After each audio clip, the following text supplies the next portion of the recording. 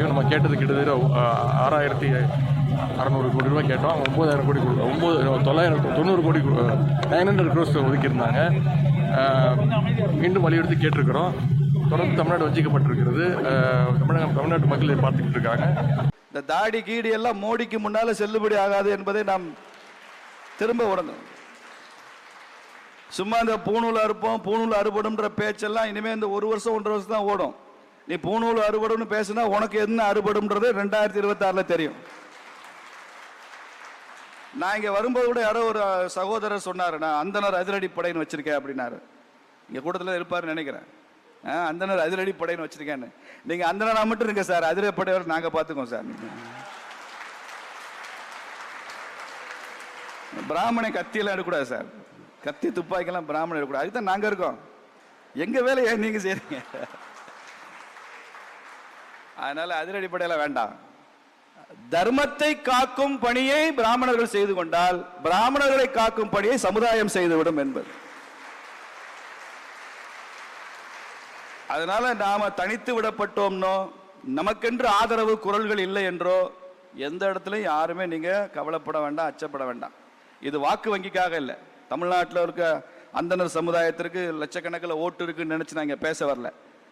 வாக்கு இருக்கு என்பதற்காக இல்லை, அவங்க வாக்குக்காகத்தான் நான் இங்க பேசுகிறேன். வாக்கு தத்தம் உள்ள ஒரு சமுதாயம். நீங்க கிராமங்கள்லாம் போங்க, பாரம்பரியமான சமுதாயங்கள்லாம் அந்தனர்கள் அவ்வளவு முக்கியத்துவம் கொடுப்பாங்க. நீங்க தென் மாவட்டங்கள் எல்லாம் குலகுருன்னு உண்டு. குலகுரு, எங்களுக்கெல்லாம் குலகுரு உண்டு. அந்த வழக்கம் இல்லாமல் போச்சு, அவ்வளவுதான். குலகுரு என்பவர் வருடத்திற்கு ஒரு முறையோ 2-3 வருஷத்துக்கு ஒரு தடவையோ அந்த வீடுகளுக்கெல்லாம் வருவார். வந்து அங்கே 1 நாள் 2 நாள் அந்த ஊர்ல தங்கி இருப்பார். உபன்யாசம் பண்ணுவார். அண்ணன் தம்பி கடையில் ஏதாவது பிரச்சனை இருந்தால் பேசி தீர்த்து வைப்பார். அவர் எல்லாரும் நமஸ்காரம் பண்ணுவாங்க, அவர்கிட்ட இருந்து வழிகாட்டுதல் பெறுவாங்க. அப்புறம் அவர் ஊரப்போ போறப்போ மாட்டு வண்டியில் அவருக்கு தேவையான அரிசி பருப்பு காய்கறி எல்லாம் வச்சு கொடுப்பாங்க. இப்போ எனக்கு சிவகங்கையில் ஒருத்தர் கோயில் அர்ச்சகராக இருக்கார், என்னோட நண்பர். அவர் சொல்றாரு, எனக்கு 0 இன்கம் இந்த ஊர்ல அப்படின்னாரு. ஒரு வருமானம் இல்லை, எனக்கு 10 பைசாக்கு வருமானம் கிடையாது இந்த ஊர்ல. அப்புறம் எப்படிப்பா சமாளிக்கிற அப்படின்னு கேட்டேன். 0 எக்ஸ்பெண்டிச்சர் இந்த ஊர்ல, ஒரு செலவும் இல்லை எனக்கு, எல்லாம் சமுதாயம் பார்த்துக்குது. என் பேலன்ஸ் ஷீட்ல 0 இன்கம் 0 எக்ஸ்பெண்டிச்சர். அவருக்கு தேவையான எல்லாத்தையுமே அந்த கிராமமே பார்த்துக்கும். அவருக்கு வீடு கொடுத்துட்டாங்க, அவருக்கு அரிசி பருப்பு கொடுத்துட்றாங்க. வந்து வீட்டில் கேட்டு போறான், ஐயருக்கு என்ன மிச்சம் இருக்கான்னு கேளுப்பா, இன்னைக்கு அரிசி இருக்கான்னு கேளுப்பா, எல்லாம் காய்கறி எல்லாம் இருக்கான்னு கேளு, அப்படி எல்லாம் கொடுத்துறான். எனக்கு செலவும் இல்லை, வருமானம் இல்லை, புண்ணியம் மாத்திரம் நிறையா இருக்கு, பூஜை பண்றேன் அப்படின்னு சொல்லிட்டு இருக்காரு. இதுதான் பிராமண தர்மமாக நமது நாட்டில் சொல்லப்பட்டிருக்கு. பிராமணர்கள் சம்பாதிக்க கூடாது, பிராமணர்கள் நிலம் வச்சு விவசாயம் பண்ணக்கூடாது, பிராமணர்கள் ஆட்சியாளராக வரக்கூடாது. அப்போ அவங்க என்ன செய்யணும்? அவங்க வேலை தர்மத்தை சொல்வது ஒன்றுதான் அவர்களது பணியாக தொடர்ந்து இருந்து கொண்டிருக்கிறது. வேதத்தை சொல்வத வழிதான் இருக்கிறது. இந்த ஆலயங்களை காப்பாற்றுகிற அந்த பொறுப்பு அவர்கிட்ட இருக்கு. யோசிச்சு பாருங்க, சத்ரபதி சிவாஜியை பத்தி பேசுறோம். மகத்தான வீரன், இந்து சாம்ராஜ்யம் அமைத்த வீரன் சத்ரபதி சிவாஜி. ஆனா அந்த சத்ரபதி சிவாஜிக்கு அவ்வளவு உத்வேகத்தை கொடுத்தவர் யார்? ராமதாசர், சமர்த்த ராமதாசர், பிராமண சமுதாயத்தை சார்ந்தவர். அப்ப பிராமணர் என்பவர் குரு, பிராமணர் என்பவர் கன்சல்டன்ட், பிராமணர் என்பவர் அட்வைசர், பிராமணர் என்பவர் நம்மை நெறிப்படுத்துவர், கவுன்சிலிங் கவுன்சிலர். இங்கிலீஷ்ல 2 வார்த்தை இருக்கு, position of power, position of influence, அப்படி 2 வார்த்தை இருக்கு. பிராமண சமுதாயம் வரலாற்றில் எந்த இடத்திலுமே தன்னை பொசிஷன் ஆஃப் பவர்ல வைத்துக் கொண்டதில்லை, பொசிஷன் ஆஃப் இன்ஃப்ளூயன்ஸ்ல எப்பயுமே இருப்பாங்க. அதுதான் பிராமண சமுதாயத்தினுடைய லட்சியம். பொசிஷன் ஆஃப் இன்ஃப்ளூயன்ஸ் என்ன? சத்ரபதி சிவாஜி இந்து சாம்ராஜ்யம் அமைக்கணும்னு சொல்லி அவரை நெறிப்படுத்துவார். அவர் சந்திரகுப்தனை அந்த மகத பேரரசு, அந்த மௌரிய பேரரசை தூக்கி போட்டுட்டு நீ தர்மத்தின் வழியில் ஆட்சி பண்ணணும் நெறிப்படுத்தினவர் ஒரு சாணக்கியன். சாணக்கியர் இல்லைன்னா எங்கே சந்திரகுப்தன் மாதிரி வந்திருப்பார்? வாய்ப்பே இல்லை. ஹம்பியில ஹரிஹரர் புக்கர் என்கிற 2 வீரர்களை தயார் செய்து விஜயநகர சாம்ராஜ்யத்தை அமைத்தவன் ஹரிஹரன் புக்கர் என்பது தெரியும். அதற்கு பின்னால் இருந்த பிராமணர் குரு வித்யாரண்யர் என்பது நமக்கு தெரியாது. வித்யாரண்யர் இல்லைன்னா எப்படி விஜயநகர சாம்ராஜ்யம் வந்திருக்கும்? உலகமெல்லாம் இந்து தர்மத்தை போற்றி உலகமெல்லாம் இந்து தர்மத்தை வழிபட வைத்தவர் விவேகானந்தர் என்று தெரியும். அவர் பிராமணர் இல்லை, காயஸ்த சத்திரியன் விவேகானந்தர். ஆனால் அவரது குருவாக இருந்து அவருக்கு அப்படி வழிபடுத்தியவர் ராமகிருஷ்ண பரமஹம்சர் என்ற பிராமணர். இன்னைக்கு வரலாறு அப்படிதான். பொசிஷன் ஆஃப் இன்ஃப்ளூயன்ஸ் தன்னை நிறுத்தி கொண்டு இந்த சமுதாயம் இயங்குவதற்கான எல்லா வழிகளையும் செய்தவர்கள் அந்தணர்கள். அதனாலதான் வள்ளுவன் சொல்றான், அந்தணர் நோர்க்கும் அறத்துக்கும் ஆதியாய் நின்றதாம் மன்னவன் கோல். அந்தணர்கள் செய்கிற தவத்திற்கும் முக்கியமானது என்ன? ஆட்சியில யார் இருக்காங்க, அதுதான் முக்கியம். மன்னவன் கோல் அப்படின்னா ஆட்சியில யார் இருக்காங்க. தமிழ்நாட்டில் அந்தணர்கள் என்ன தவம் செஞ்சாலும் இங்க அது ரொம்ப சிரமப்படும். ஏன்? ஆட்சியில் இருக்கிறது செங்கோல் இல்ல, ஓங்கோல். இங்க என்னைக்கு தாமரை ஆட்சி மலர்கிறதோ அன்னைக்கு நீங்க அரசியல் பத்தியே பேச வேண்டாம், நீங்க பாட்டு தர்மத்தை காப்பாற்றுற வழியை பாரு. இப்ப நம்ம இருக்கிறது ஆபத் தர்மம் தான்.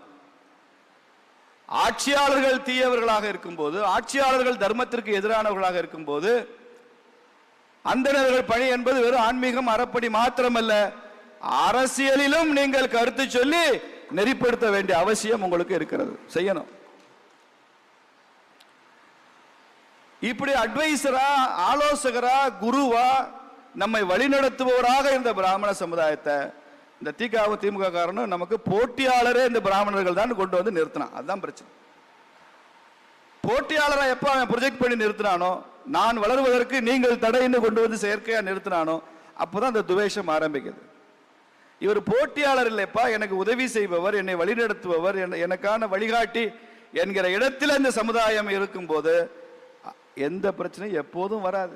மக்களுக்கு உண்மை தெரியும்ல, அவனு கண்ணால பாக்குறான்ல, எல்லாத்தையும் பாக்குறான்ல, இவங்க சொல்றது மாத்திரம் நம்புறது இல்ல. அவன் இந்த தீய சக்தி திராவிட முன்னேற்ற கழகத்தை வேரோடு மண்ணோடு வீழ்த்த வேண்டும் என்பதிலே தெல்ல தெளிவான முடிவோடு இருக்கின்றார்கள். அதிலும் மிக முக்கியமாக கரூர் மண்ணிலிருந்து திராவிட முன்னேற்ற கழகத்தை அகற்ற வேண்டும் என்கின்ற முடிவில் இருக்கிறான்.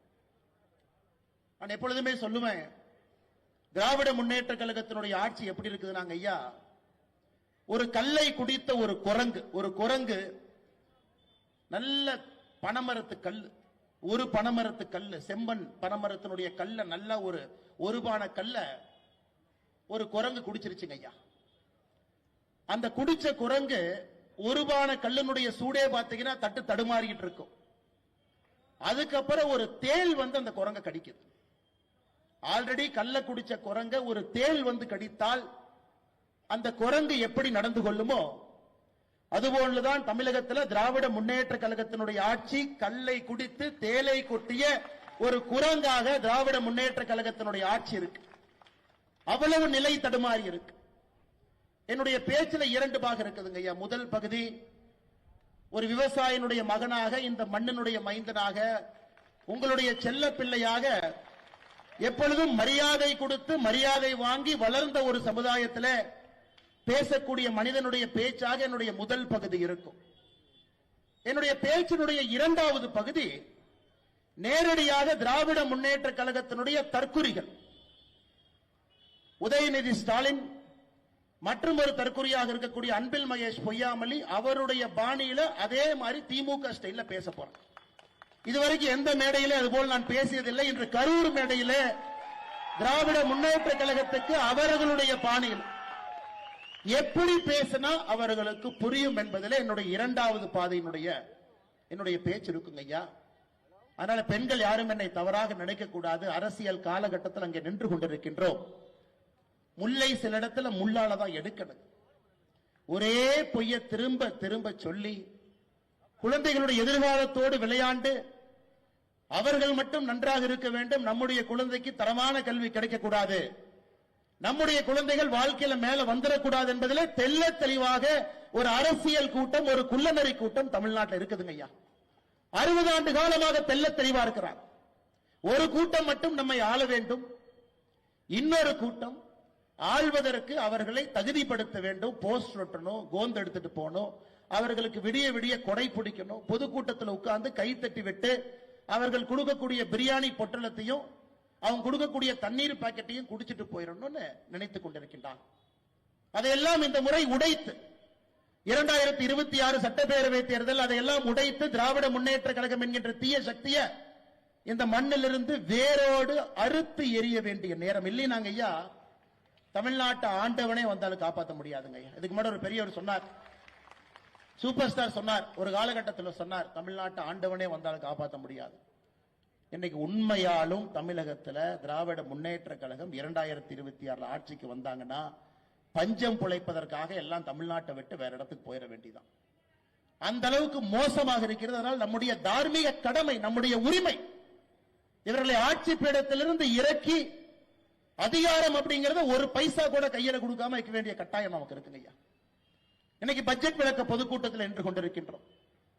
உலகத்தில் எங்கேயும் இல்லாத சாதனையை ஒரு தமிழ் பெண், திருச்சியை சார்ந்த ஒரு தமிழ் பெண் 11 முறை மோடி அரசு போட்டிருக்கக்கூடிய பட்ஜெட்டை ஒரு தமிழ் பெண் 8 முறை பாராளுமன்றத்தில் சரித்திர சாட்சியாக அந்த பட்ஜெட் அளிச்சிருக்கிறாங்க. யோசிச்சு பாருங்க, ஒரு தமிழ் பெண், நம்ம பக்கத்து திருச்சி, இங்க படிச்சவங்க, இங்க வளர்ந்தவங்க.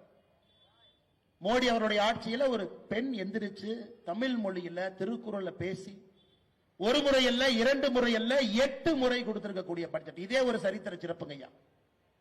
இரண்டாவது, நமக்கு நேரம் இருந்து இந்த பட்ஜெட்ல என்ன சொல்லி இருக்கிறாங்கன்னு யாராவது பெரியவர்களுக்கு நேரம் இருந்து பாத்தீங்கன்னா, இந்த பட்ஜெட் எப்பொழுதும் நம்ம சொல்றோம் இது வளர்ச்சியினுடைய பட்ஜெட்.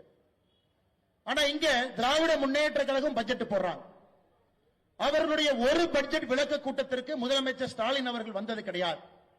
ஒரு மேடையில் முதலமைச்சர் ஸ்டாலின் அவர்கள், இல்ல நாங்க பட்ஜெட் இந்த மாதிரி போட்டிருக்கோம், 3 லட்சம் கோடி ரூபாய் எங்களுடைய பட்ஜெட், தமிழ்நாட்டில் பாருங்க இந்த போன்ற திட்டங்கள் எல்லாம் கொண்டு வந்திருக்கின்றோம், இதுவரை அவர் பேசியதில்லை. மேடை எதற்கு ஏறாருன்னா, மத்திய அரசு போட்டிருக்கக்கூடிய பட்ஜெட் சரியில்லை என்று சொல்வதற்காக மேடையின் மீது ஏறார். அதிலேயே நமக்கு தெரிய வேண்டும் எப்படிப்பட்ட குற்ற உணர்ச்சி நம்முடைய முதலமைச்சர் ஐயா மு க ஸ்டாலின் அவருக்கு இருக்கு. எப்படிப்பட்ட குற்ற உணர்ச்சி. நம்ம ஆட்சிக்கு வந்த பொழுது 2014 காங்கிரஸ் 10 ஆண்டு காலம் ஆண்டு விட்டு நம்மிடம் நாட்டை அளித்த பொழுது இந்த நாட்டினுடைய மொத்த பட்ஜெட்டுங்க ஐயா, முதல் பட்ஜெட் காங்கிரஸ் கடைசி பட்ஜெட் 19 லட்சம் கோடி. மொத்தமாக இந்த பட்ஜெட்டினுடைய சைஸ் பாத்தீங்கன்னா 19 லட்சம் கோடி. அதான் ஒரு வருஷத்துக்கான பட்ஜெட். ஆனா இந்த ஆண்டு நாம் அளித்திருக்கக்கூடிய பட்ஜெட் 51 லட்சம் கோடி. யோசிச்சு பாருங்க, நாட்டினுடைய வளர்ச்சி யோசிச்சு பாருங்க. 10 ஆண்டுகள்ல நம்முடைய பாரத நாடு 19 லட்சம் பட்ஜெட் போடக்கூடிய நாட்டிலிருந்து 51 லட்சம் பட்ஜெட் போடக்கூடிய பெரிய நாடாக வளர்ந்திருக்கின்றோம். 86,000 ரூபாய் ஒரு தனி மனிதனுடைய சராசரி வருமானமா இருந்துச்சுங்க ஐயா 2014 86,000 ரூபாய். எனக்கு 2025ல ஒரு தனி இந்திய மனிதனுடைய வருவாய், ஒரு இந்தியனுடைய வருவாய், தனிப்பட்ட நபருடைய வருவாய் 2,20,000 உயர்ந்திருக்கிறது. 86,000 எங்க இருக்கு, 2,20,000 எங்க இருக்குன்னு பாருங்க. நாடு வளர்ந்து கொண்டிருக்கிறது. பொருளாதாரத்தில் 11வது இடத்துல இருந்தோம், இன்று 10 ஆண்டுகள் 5வது இடத்துக்கு வந்திருக்கின்றோம். இன்னும் 3 ஆண்டுகள் கழித்து 3வது இடத்துக்கு வர இருக்கின்றோம். அவ்வளவு பெரிய வளர்ச்சிங்க ஐயா. நம்முடைய கண் முன்னால் இந்த நாடு தான் இழந்த பெருமையை பார்க்கிறோம் ஐயா. இது எல்லாம் கூட உங்களுடைய உழைப்பு, மோடி அவர்களுடைய நேர்மை.